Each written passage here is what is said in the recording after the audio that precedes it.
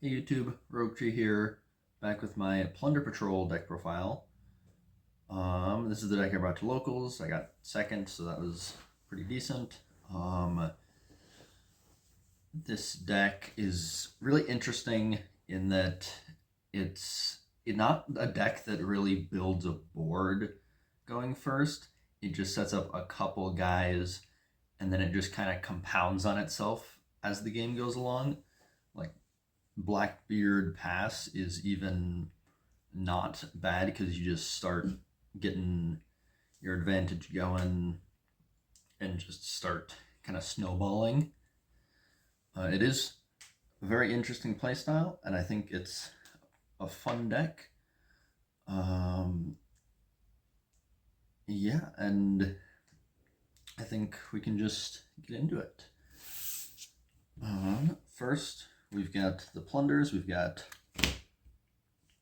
3 Whitebeard, 3 Golden Hair, 3 Black Eyes, 3 Bluebeard, and 2 Redbeard. You kind of have to play a lot of Plunders just because there aren't that many, but you're not playing them because you're not playing multiples because they're just needed, because they're all pretty good. Whitebeard, I think, is arguably the best, other than, I don't know, Whitebeard and Golden Hair are both very good.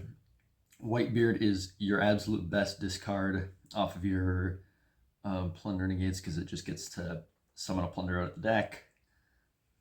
And then it has the tag out effect. The Golden Hair just being extended from hand, extended from graveyard.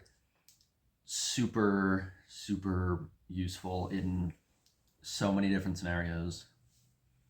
Black Eyes feels like it just gets so much advantage when you use it, because it just gets to recur a monster and stick itself onto the board.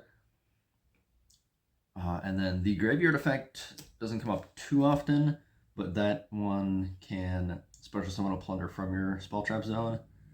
It does come up once in a while, but not super often.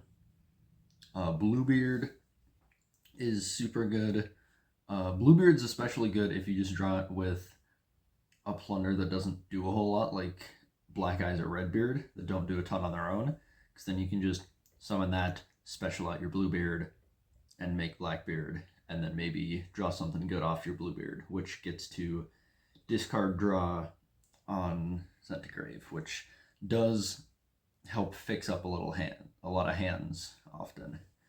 And then Redbeard is not a bad monster, but it's just the least good of them, because it's got the Plunder tag out, and then it can equip itself when it's sent to grave.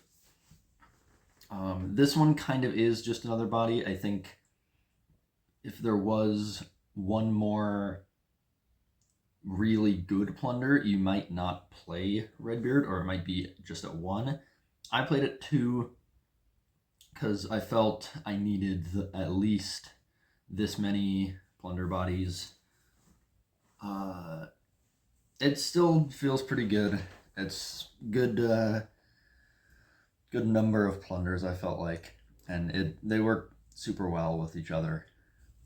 Into the spells, we have 3 Shipyard, and I am playing 1 Emblem and 1 Ship-Shipping. The Shipyard is, everyone plays the Shipyard. It's just discard 1, search a Plunder, which is great because you get to trigger your graveyard effects and search. It's just super good starter, especially with like Whitebeard or Golden Hair. You just get to discard them, search, get your whole thing going. Yeah, it's just really good. Plus, it gives you attack buffs to get over bigger monsters if your opponent happens to have something a little too big. Yeah, and it recurs itself even, so just crazy card. Emblem and Ship-Shipping, kind of weird ones. Emblem less so, because Emblem, I know some people play, because it just gives a Plunder the tag out effect. The only real reason that I'm playing it is because then I can do it on my turn with my own attributes, because Emblem is the only one that says you can use your own attributes for the tag out, which does come in handy if you don't get away into Jord, but you do have a Fenrir, because then you can Emblem get into Jord and get that advantage, so you can get your opponent an attribute you do need. The ship shipping is kind of just a second emblem that you can get off of your, if you discard it, then you can banish to grab your emblem. More often than not, I was using it to banish and equip a Plunder from deck so that I could trigger that one's graveyard effect. Like I would equip a Whitebeard from deck and then send the monster off and then get to summon from deck with Whitebeard.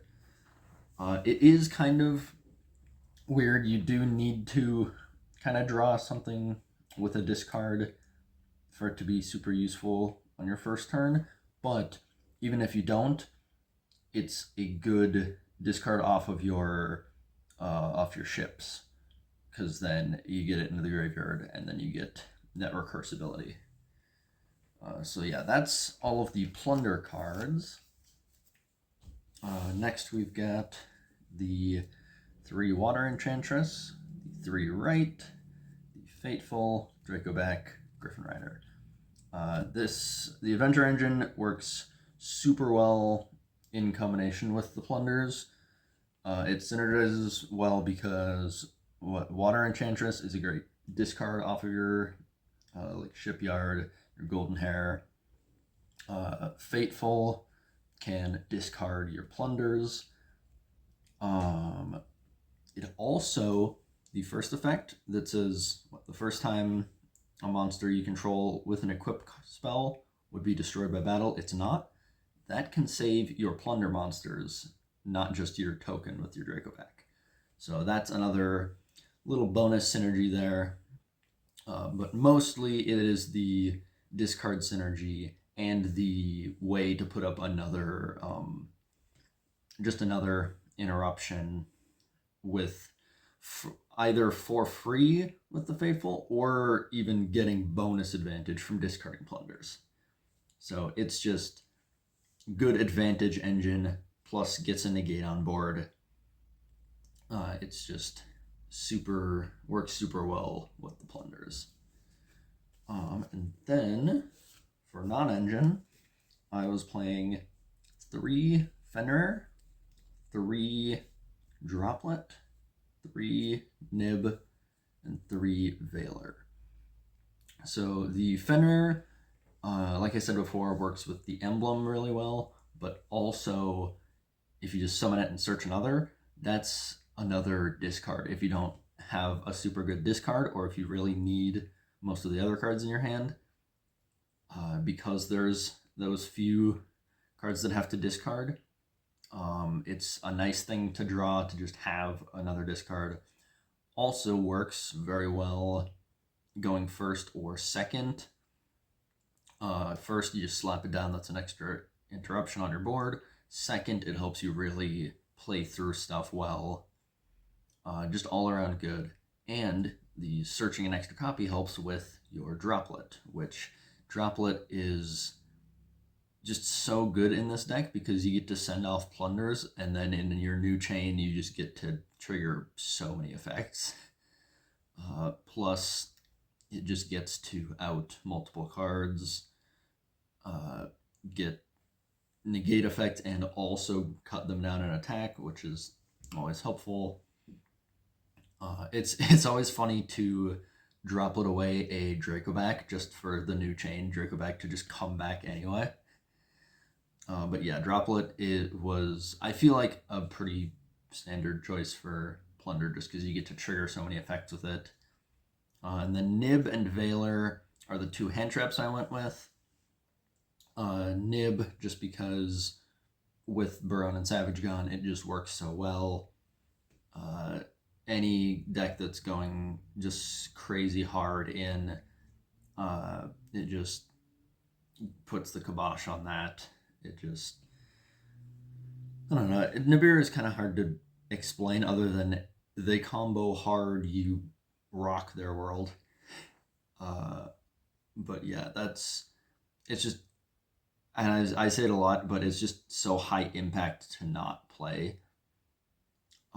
It's just really generally good against most decks.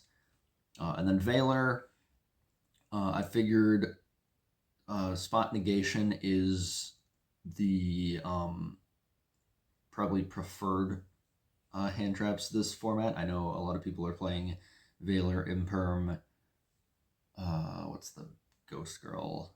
The one that negates. But yeah, this is my monster negate of choice, mostly because you will possibly be drawing off of Blackbeard on your opponent's turn into these. So I didn't want to play Imperm because I didn't want to draw into it off Blackbeard and have a dead hand trap.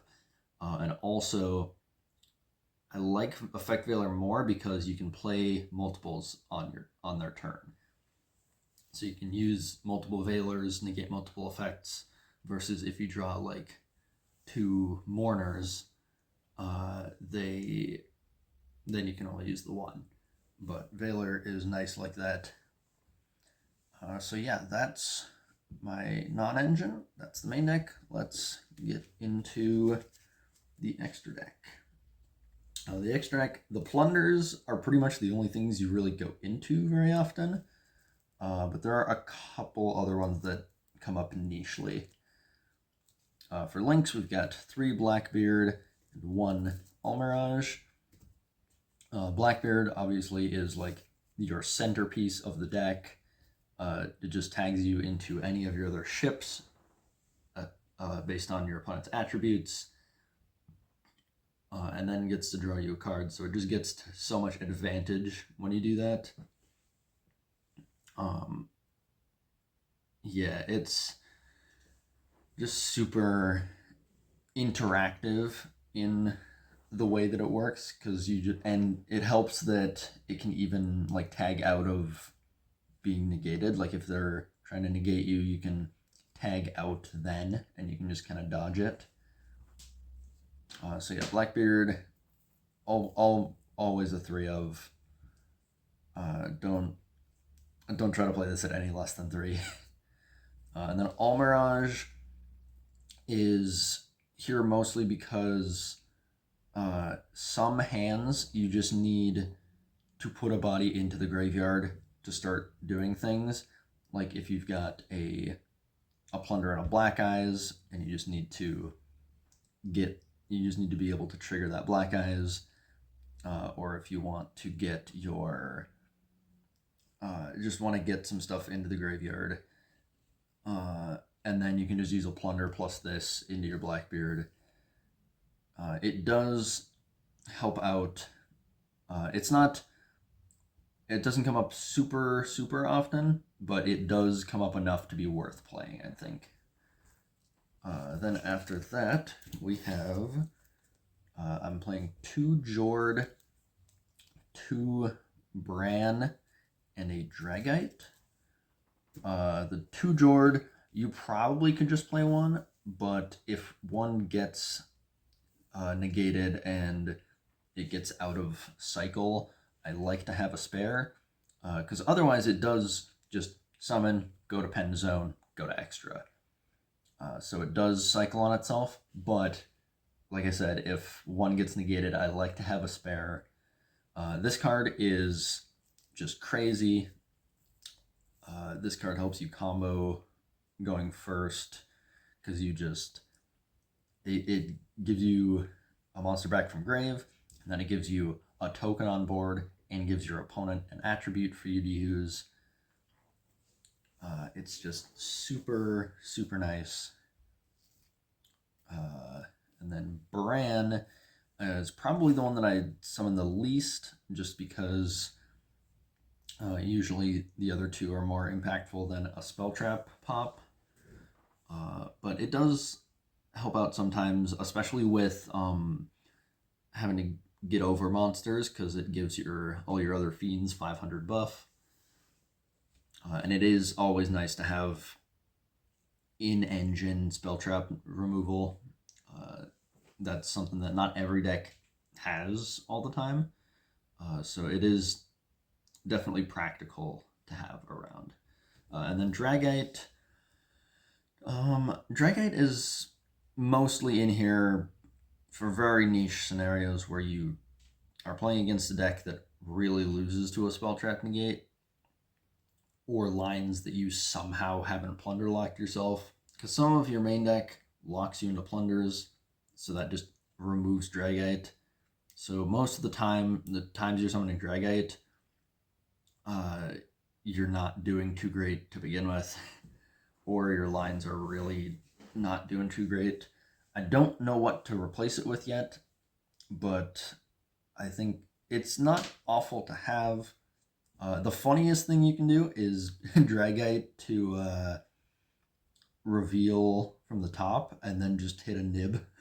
So you just get to use that first effect. But other than that, no, it's not super. It doesn't come up hardly ever. But it's one that I had one more spot, and I thought that would be something to have for niche scenarios. Then after that, we've got the 3 lists. List is like your best ship, in my opinion. It's a monster negate, and it is always a quick effect monster negate. So the other 2 need to be equipped to be a quick effect. This one is always a quick effect, but it just needs an equip to search, which is super nice because it also has the effect to special one out of the spell trap zone. So if you really don't need the search that badly, you can just summon out your thing and have another tag out and not worry about not having your monster negate up, which is super, super nice. And just the fact that it negates monster effect and then just searches a Plunder Patrol card, not just a spell trap, not just a monster, but anything, is super, super good. Absolutely going first. You summon Jord to summon tokens. It's almost always light just to have the monster negate up. It's just arguably the best ship. So definitely worth 3 of. And then for the last 3, that is 2 Moark and a Zeus. 2 Moark is definitely enough. It's a monster banish, which is very good. And then if you actually make it, you can detach to save things. You don't hardly ever overlay into it, at least not early in the game. You kind of got to be getting into a grind game to make it worth overlaying into. But it is very nice, just simple monster banish. I don't know what much else to say about it. It's just simple removal, good piece of an end board. Zeus does come up more than the Dragite. It still didn't come up super, super often, especially because most of the time you don't have the you don't go into Moark with materials, so you would make a 1 material Zeus. So that definitely hinders things a little bit. But sometimes if all you need is to like land a Zeus and that will pretty much win you the game, that is definitely a good thing to have access to just rank 4 into Moark, into Zeus. Yeah, it does come up more than Dragite, but it still is kind of another one that I just had room and wanted to stick something in there. I think probably Zeus and Dragite, as soon as we get a wind ship, once we get wind ship, those two will be the replacement spots. So then it'll just be the only non-plunder will be the all barrage. So yeah, that is the deck.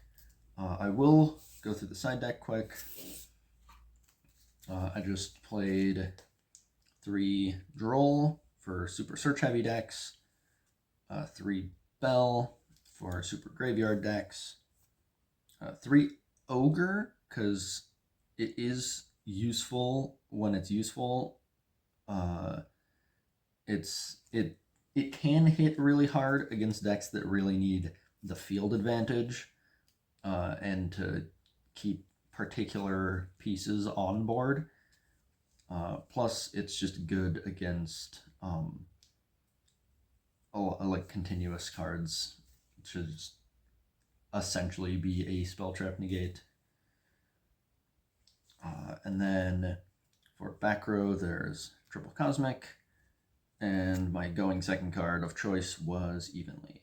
I do already have the droplet for going second, but I did like, if my opponent really builds up a board, to just have a way to deal with a lot of that advantage that they got. So it is, I do like to have at least one board breaker in my side. One thing about my particular side deck, my locals does not hardly have anyone playing Snake Eye, so I'm not like super siding for the meta currently. I'm more siding for general circumstances, like Droll for super search decks, Bell for graveyard decks, Cyclone for back row, because it's kind of, because locals is not the meta. So this doesn't necessarily need to be, I'll probably take this side deck just at face value, because this is a locals side deck. I would not say that this would be a regional side deck, but for just generic scenarios, this is how I played around it with it. So yeah, that is the deck. Super cool deck that doesn't, it's fun to have a deck that doesn't just build a board and hope it's good enough, because you only put up like 2 or 3 interaction points, and most of them aren't negates at that point. They're like your plunder tagouts to get into your interruptions, but also gaining you advantage along the way. So it's just a really interesting play style that I really enjoyed at locals. And I mean, I did decent enough to get second, so that was cool. So yeah, that should be all I've got to say about the plunders. This is Rogue Tier, signing out.